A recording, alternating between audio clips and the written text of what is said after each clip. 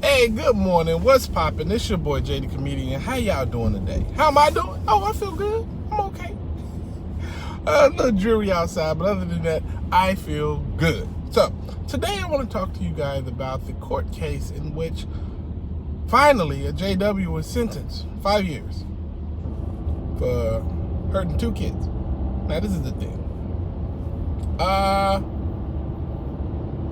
That is not enough time, bro. That's literally 2.5 years for each account.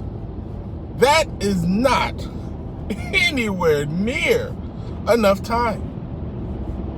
I mean, yes, when he gets to jail, he's gonna be beaten mercilessly, which I'm kind of okay with. I'm kind of happy about that. But 5 years? That's it? Half of a decade? I don't agree with that at all. But the thing that I don't agree with most is the jacked up priorities inside the Jehovah Witness organization. The reason that they're being sued, all the fake stuff that they say. Like they told the media the other day, I was watching Kim and Mikey's video. Kim was on and she was talking about how they say it in the public relations letter or statement that the Jehovah Witness take protecting children very, very seriously. You see, when they say stuff like that, they don't give the entire story. Like, yeah, we'll protect the kids as long as they have 2 witnesses, which is almost impossible to have. And yeah, we'll call the police, but only if we're instructed to by the governing body, which they never do. We always like to say, oh, that's not our job. That's the parent. That's the job of the parents. That's not our job to protect kids. Are you kidding me? Because see, this is the thing. When you're an elder, apparently, part of that mandate is that you protect the congregation. You protect Jehovah's flock. You're a shepherd protecting Jehovah's flock, right? But what are their priorities really? What are their priorities really? Is their priorities keeping people inside the organization or actually protecting people? Because this is the thing. They give a talk about somebody being marked. You know what I'm saying?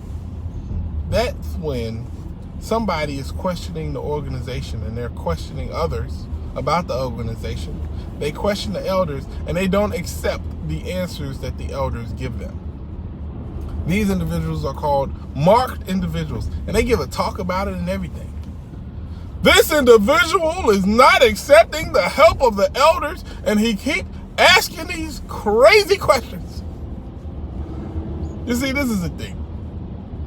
When it comes to accepting help, what if I needed my car tire changed, right? And I went over your house, and you came outside with like, okay, I know just what we need. We need a toothpick. We're going to change your car tire with a toothpick. I'm going to say, no, we're not going to do that because that's not the correct tool to use in this moment. Now, if I ate a delicious steak, maybe it'll come in handy. But as far as changing my car tire, the toothpick can't do much. So unless you got any real tools, I don't think you can be of any help to me. Oh, you don't want to accept my help, huh?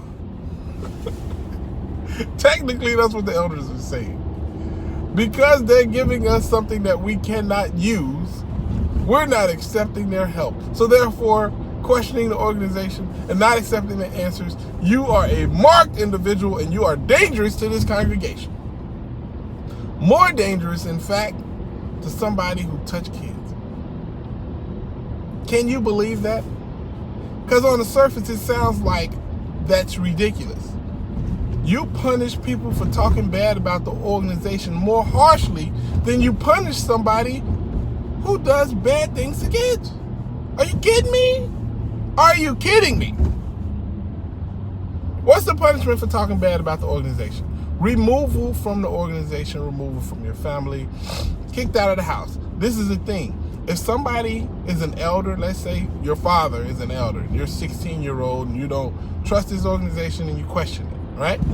You get kicked out of your father's house. And if at any moment you're homeless and you got nowhere else to go, If your father was to let you back in the house, he'd lose every privilege he's ever gained.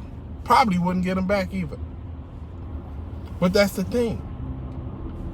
You can take your 16-year-old kid, or younger probably, and kick them out of your house.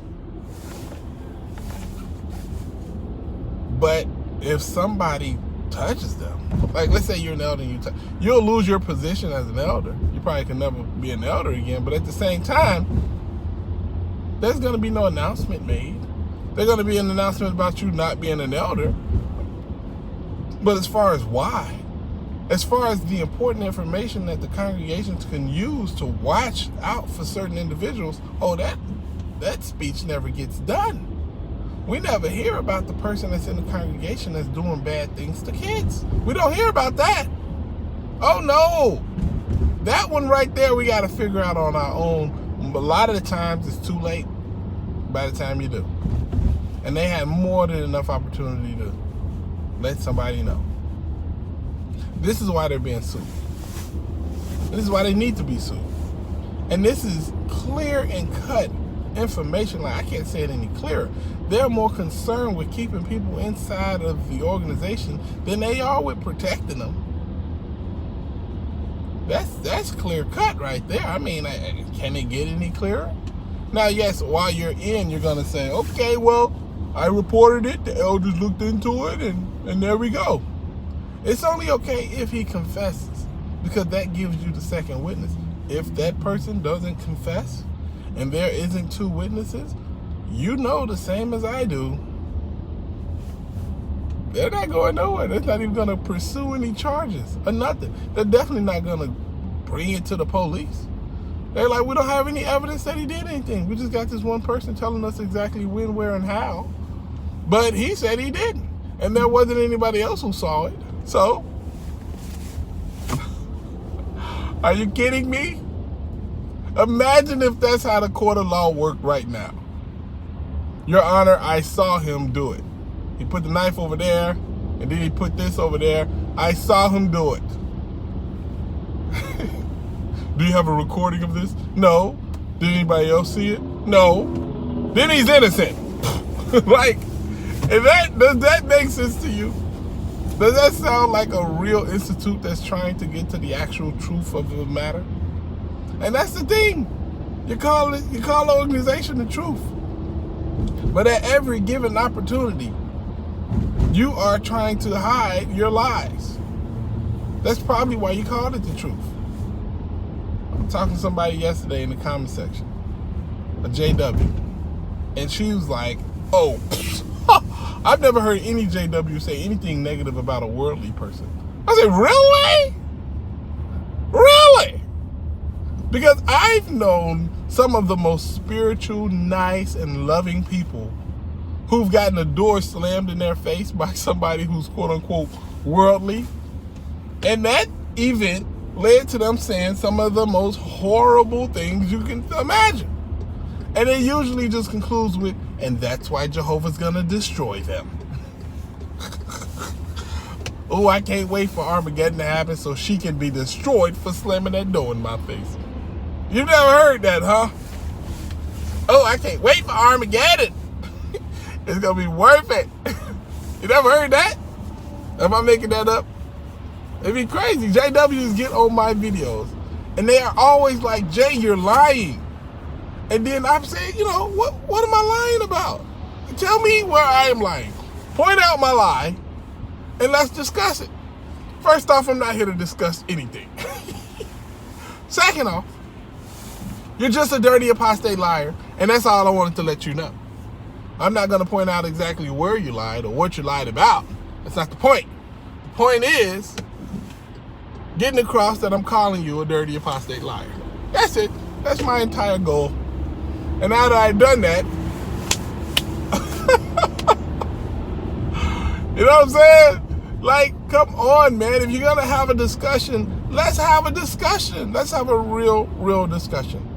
Let's talk about why these elders are not calling the police. This is the thing.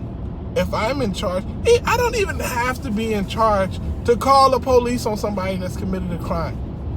I don't have to be in charge of anything to do that. I don't have to be an elder to do that. That's just what you do when you see somebody doing something bad, or you find out, or you come to know about somebody hurting somebody. The elders, in their press conference statement or whatever, they said, we informed the elders to reach out to us as to how to proceed to make sure they're in their best legal position.